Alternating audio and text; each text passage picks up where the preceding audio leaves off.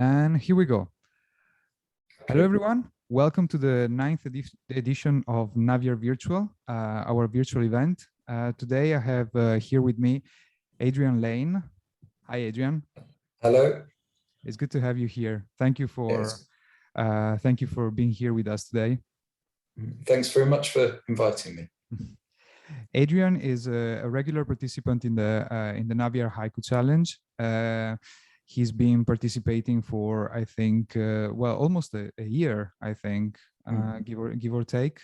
And tonight we're gonna have a quick chat with him, and then we're gonna listen to a live set that he prepared for us. So, Adrian, I'm gonna start with the usual question. The first question I start with every time. So, what is your story? Can you tell us a bit about your music background and your journey as a composer? Well, I've never really studied music. I've kind of learned a few instruments. I had a few guitar lessons when I was about 13 years old, but never really went that far with the lessons. But then when I was about 14 years old, started to sort of play in bands and things like that, and sort of some quite noisy rock bands and things. And then was playing in bands probably until about 10 years ago. And, you know, sort of gigging regularly, did quite the last band I was in, we did quite a lot of gigs and did a few sort of tours around the country and things. But during all that time, although I was, most of the band music was very sort of noisy, sort of post-punk type things, particularly my last band, I've always been into sort of quieter music. And I think when I was maybe about 16, 17, I discovered some of the sort of modern classical things like Philip Glass and Steve Reich. And actually, probably a few years before that, I was really into David Sylvian's music. And so I'd always had that sort of quieter, sort of ambient, modern classical influence, the things that I was into. But the music I was playing in the band obviously didn't really work in that context. I sometimes, when I was younger, used to record things at home just for fun. I had one of the early Akai samplers and used to play around with that. But at the time, I mean, obviously this is a long time ago, but I didn't really have the technology to be able to sort of move forward with it without having sort of other people in a you know, more of a band situation. So I was playing a lot more in a, you know, band format. I was playing guitar most of the time. But then I think probably it was probably about I'm just trying to think, probably about sort of 14, 15 years ago, I started doing more music on my own. And the technology was advancing and getting a lot less expensive, that I could start to sort of experiment a bit more and sort of realize some of those things that I sort of had in my head before, but I hadn't really been able to sort of put together properly because of I suppose in some ways not having the finances to employ session musicians or anything like that. And then, you know, the technology suddenly started to allow me to do it and to have you know, a good multi-track setup with a computer, use virtual instruments and some of my own acoustic instruments as well, and blend all that together in a way that I was actually started to be happy with. So yeah, since then, so I think my first album for Preserve Sound, and I'm probably going to get this wrong, but I think it was 2013. And I think since that point, I'd really sort of concentrated on doing the music myself. Each album often had one or two guest musicians, but the bulk of it is sort of produced by myself, most of the instruments and the recording. So yeah. I was expecting a completely different answer, you know. Oh, right. It's I don't know. I've been listening to your music for a few months now, so I just assumed that you were classically trained. And so when you started and you said that you played some kind of noise in a noise punk rock band, it was quite surprising, I would say. But I can relate to it because I've been playing the drums for 15 years, and then I don't know, all of a sudden I just fell in love with ambient music, with electronic music, but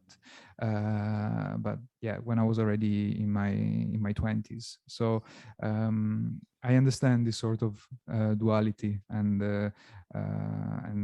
it's fantastic in a way because it gives you a wider range of music experience.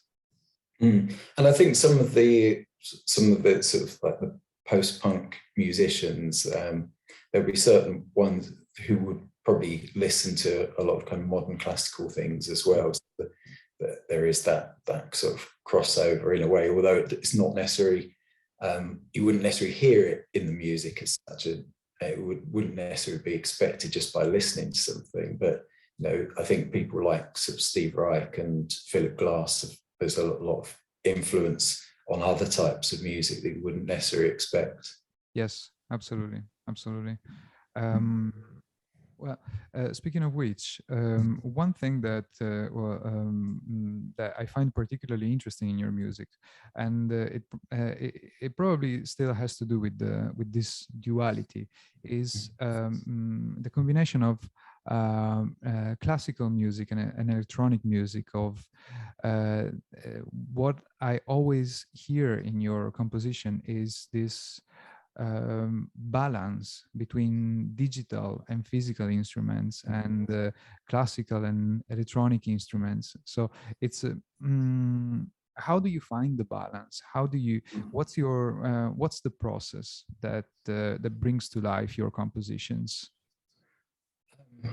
Yes, difficult question, but I think the combination comes from, I suppose, that the music I listen to. So 90% of the music I listen to nowadays is instrumental music, usually without a beat.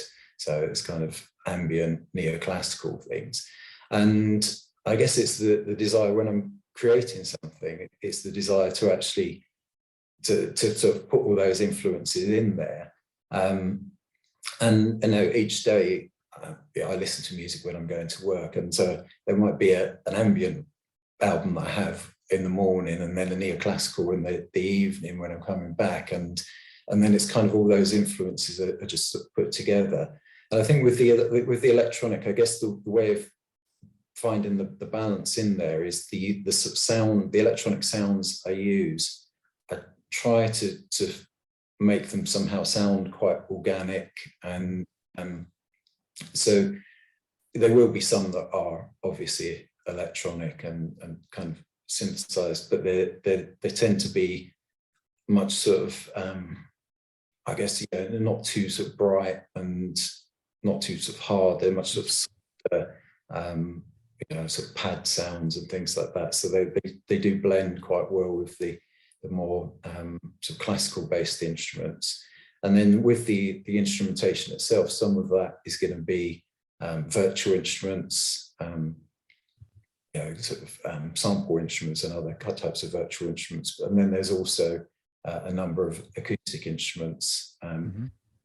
Over the different albums that I've produced over the years since I've started doing the releasing stuff with Preserve Sound, so I think I've done 9 albums since then. Some of them have got a much higher proportion of the sort of real instruments, some of them more kind of virtual. And some of that is kind of due to necessity and the way of being recording. Because I've got 2 children, but when my daughter was born, the room I used to use as a studio was then her bedroom. So I suddenly had less space. So it wasn't necessarily a conscious decision, but I guess I started using more virtual instruments because if I had an idea, I could get that down quickly And then I found actually I kind of liked the sounds that I was getting. So I didn't then always end up replacing it with an acoustic instrument. So that the more and more virtual instruments came in, I've just sort of set up a space at home now where I am able to get some of the acoustic instruments out a little bit more. Yeah, maybe in the future there'll be a wider large proportion of the acoustic instruments in there as well. What kind of acoustic instruments? I've got an upright piano, so I've used that quite a lot in the past. Violin. I've got 3 different types of bowed psaltery, and I've got various acoustic guitars, banjo, mandolin, glockenspiel, zither, like a tongue drum type thing. So there are quite a lot of bits and pieces. Got a nice Korean jangu, which is like a Korean percussion instrument, a double-headed drum. That's really nice. And I'm kind of hoping I get to use that a little bit more. It takes a bit of space to get it out and use it. How big is your room? The room that I'm going to use for it is the one that I'm kind of filmed in now, which is kind of a bit of a conservatory. I'm not quite sure how the acoustics will work, but yeah, at least a bit more space, because the things I've been doing over the last few years have been done in a very, very limited sort of setup. It's literally set up my equipment wherever I've got a bit of space, that it's not been done in a sort of dedicated studio space.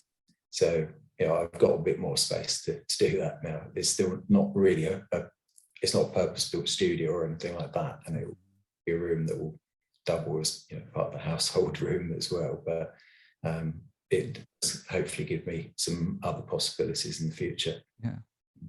And did you learn to play all these instruments by yourself?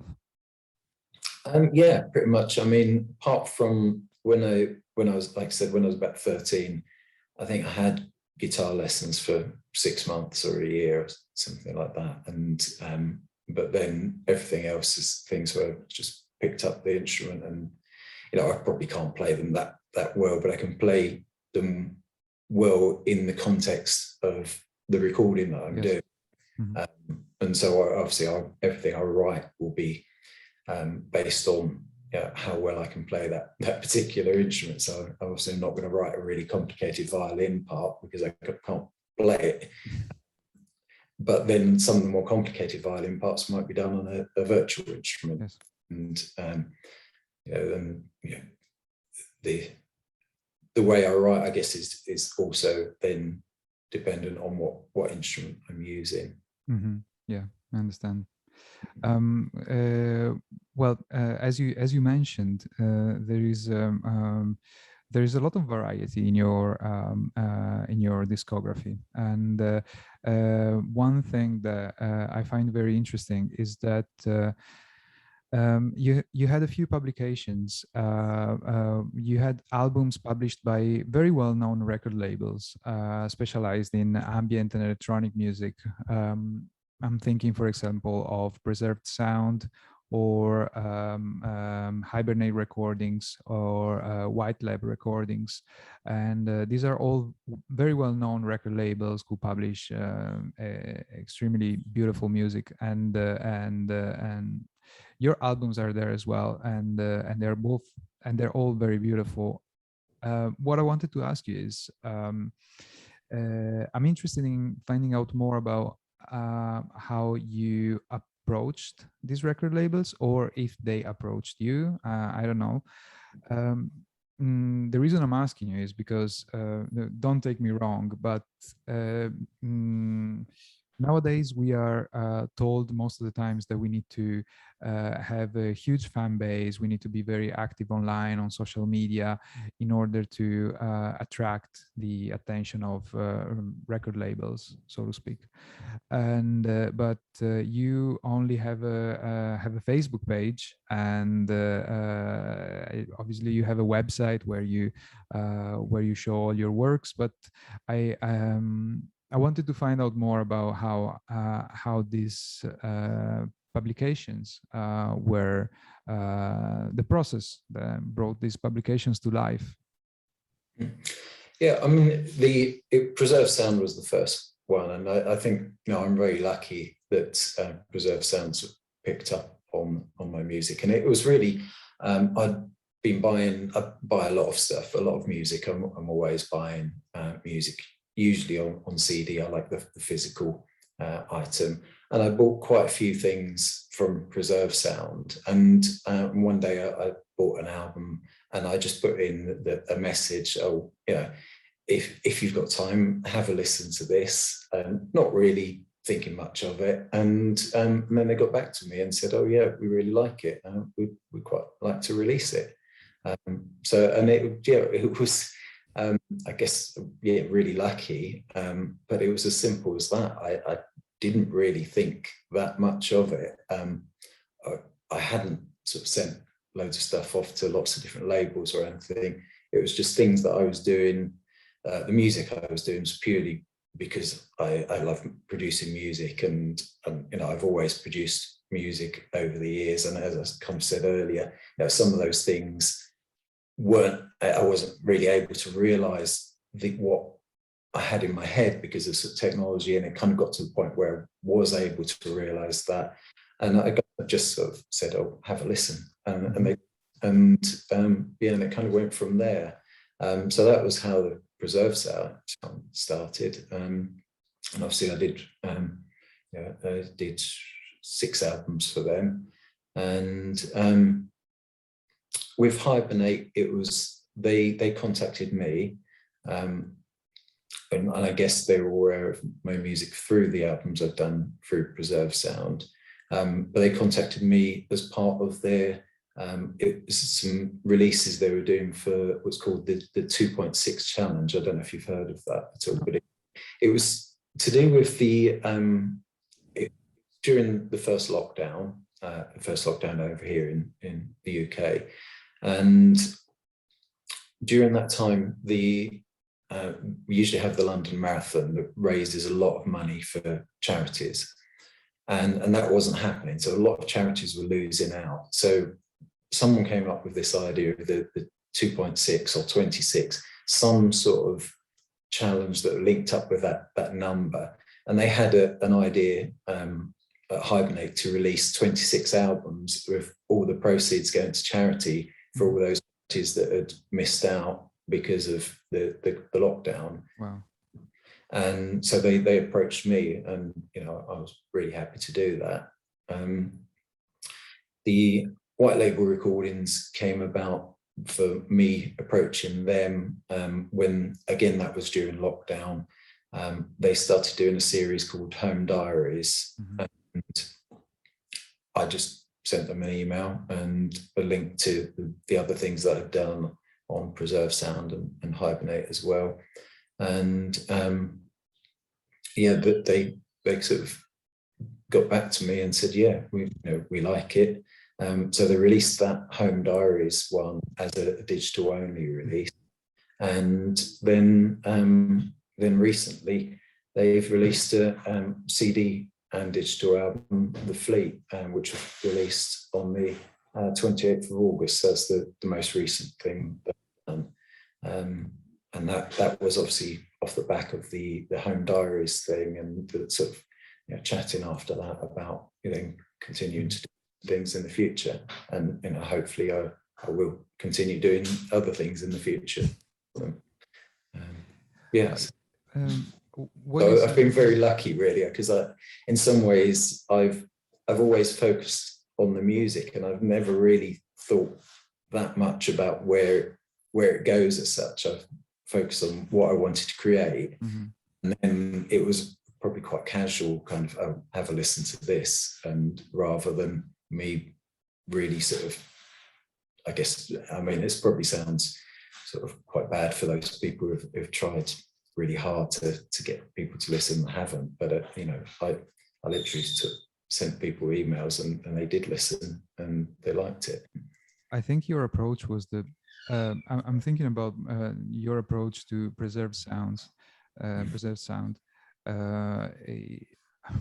Sometimes, well, with Naviar, I get a lot of, there are a lot of people contacting me every week and asking me to listen to their music. And most of the times these people, they either from just by reading the email, it's very easy to understand that they probably sent this email to another 10 record labels. They didn't even bother to personalize it or to add the name of your record label. They would just send like a bulk of emails and hope that someone will get back to them. And what you did, on the other hand, you bought their music, and so you showed your interest in what they do, and then you sent a message saying, oh, by the way, I am making music which I think it's in line with what you do. I think it just makes a lot of sense, and it's such an easy thing to do, and I think your approach makes perfect sense. Yeah, I think in a way, I mean, with White Label Records, I forgot to mention, obviously, I had bought quite a lot of their stuff in the past as well. So in some ways, I probably never send anything to a label that I hadn't actually been buying things from anyway, because, you know, otherwise there wouldn't be much point in, because it has to be a label that I like, Yes. that I like the music they release. So yeah, I guess that it is that case of, I guess because I'm listening to their kind of thing, maybe there's something that sort of, you know, it sits well in there, because I've got a kind of an awareness of what they release. So yeah. No, I get that, absolutely. I think it's maybe it was casual, but at the same time, it just makes perfect sense. And you approached the labels that you liked, and you bought their music, and you make music which is probably in line with what they release. So yes. One thing I wanted to ask you is, we a few months ago, I sent you. We got in touch and we started talking about audio modeling software. Audio modeling is this Italian company that produces digital acoustic instruments, and they offered Naviar a few of their acoustic bundles. And I sent one to you, and for the last few months you've been making music using their software. So I just wanted to know how you if it was easy for you to start using them, and how do you feel about them in general? Yeah, I think the group of instruments I've really sort of focused on from their release is the brass section, and that was something that out of the previous 9 albums, I've not used much brass. There's a little bit in there, but not that much. And I started playing around with the audio modeling brass instruments, the flugelhorn, the trumpet, the trombones, tuba, and it then sort of gave me an idea of a different direction that I could take music. Probably not so different in terms of sort of melodically and harmonically, but different in terms of the palette of sounds that I was using.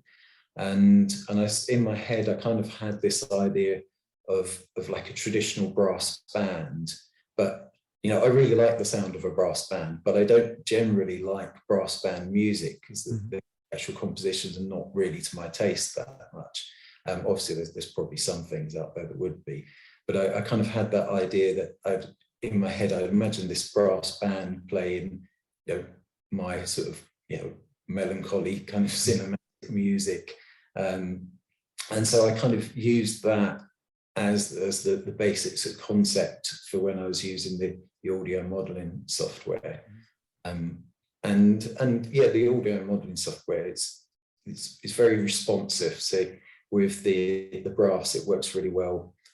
Played on the keyboard with the expression controller, and yeah, it gives quite a convincing sound.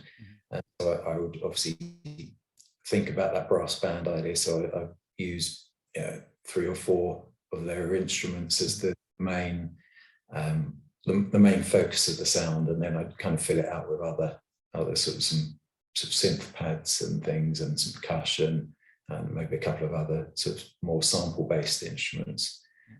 Because I think the interesting thing with audio modeling is actually it's not sample-based, so it kind of works in a slightly different way. And one thing that I like about it is quite responsive, so you can play very fast passages. So I think although the music generally that I've produced with it is quite slow, there's some sort of slightly sort of faster melodic parts that maybe I wouldn't have done if I was using a more sort of sample-based instrument.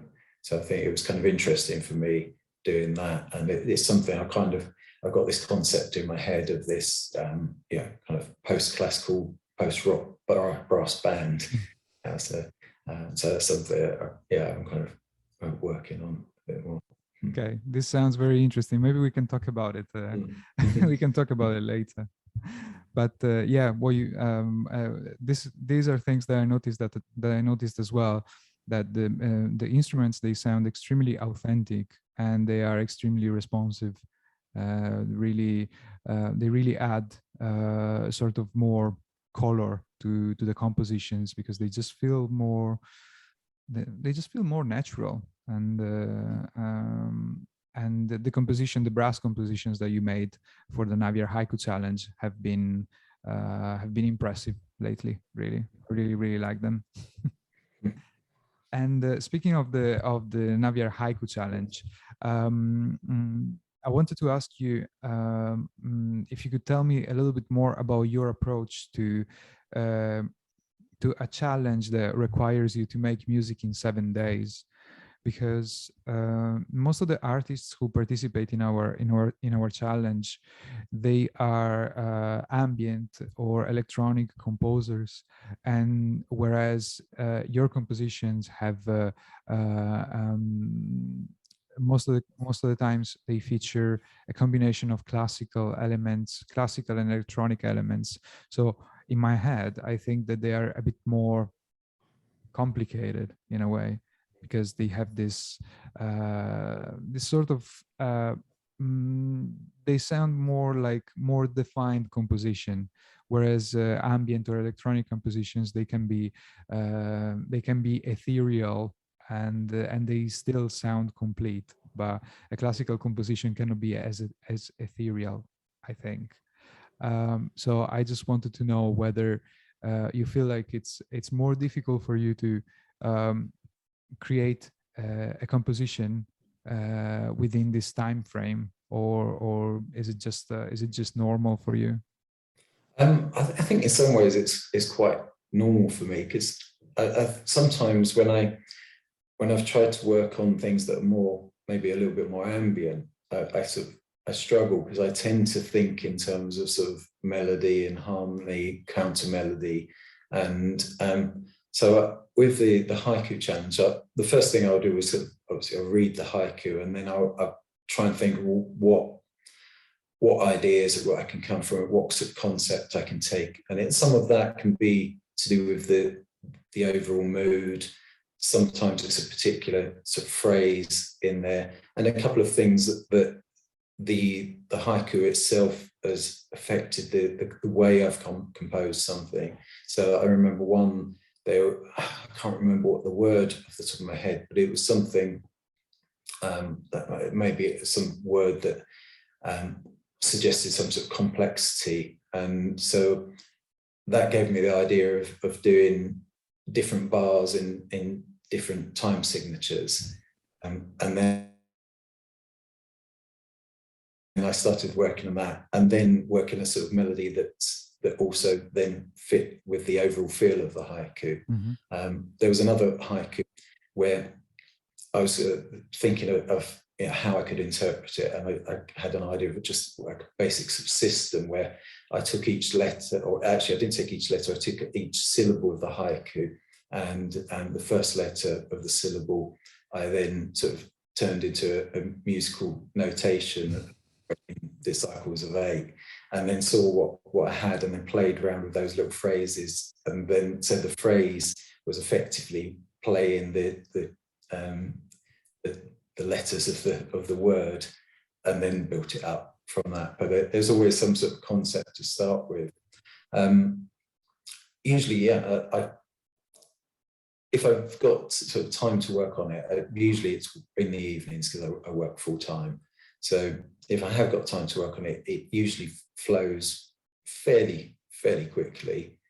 So it's not too much of a struggle. It's more, I think the only haiku challenges that I've missed is usually just because I've been working and I actually haven't had time to sit down and play any music.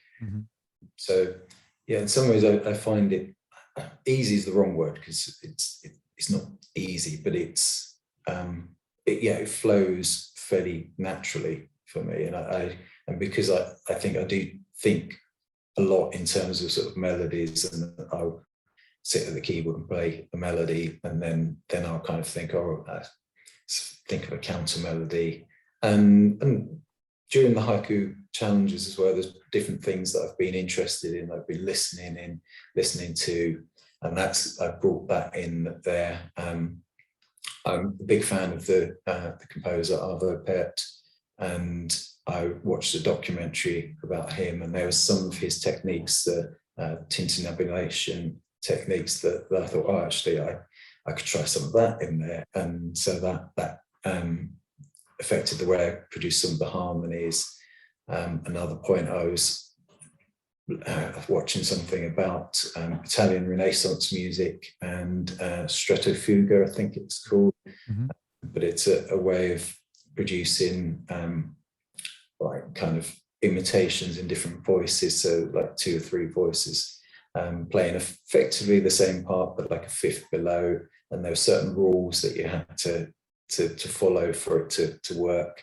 So in terms of like, you'd have to, from the first note you could only go up like a third and then a fourth, and there's certain choices, but it wasn't, there was a sort of structure. So all of those things I also then used the haiku challenge as a way of experimenting with those things but obviously the kind of starting point was always the haiku, and what could I sort of take from that. Okay.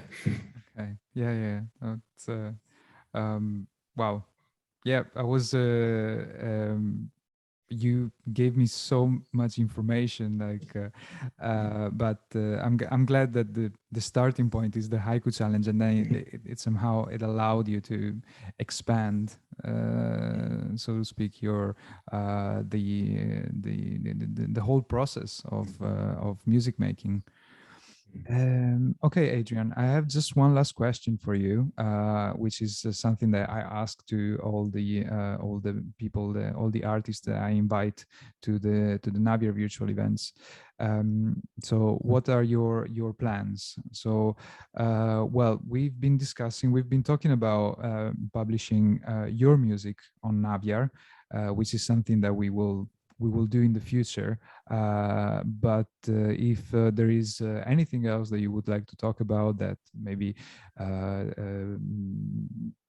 publications or events or anything that's happening right now for you, just we would like to know more about it.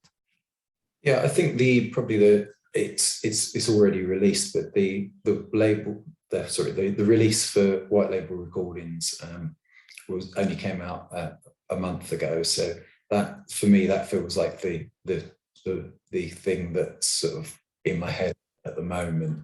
So that's called The Fleet, and it's a very, I guess, a sort of very neoclassical type album, lots of strings, some piano on probably about half the tracks, but strings on all of the tracks. Yeah, so quite cinematic, quite sort of melancholy at times. But yeah, I'm sort of really pleased with that album. And you know, in the future, hopefully I'll do some more for the various labels that I've worked with, but definitely hopefully more with White Label Recordings, and obviously looking forward to doing something for your own label as well. At any one point, I've always got things that I'm working on, different sort of projects where I don't necessarily know where it's going in terms of a release, but I've got potentially, I guess, I think sort of 3 or 4 different albums that I'm working on at the moment.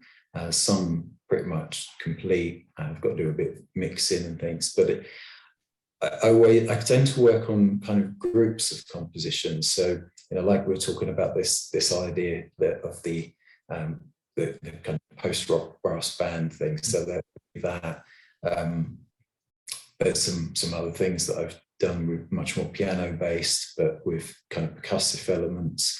A lot of home percussion, little shakers and things, that homemade shakers, and done pretty much an album's worth of things with that.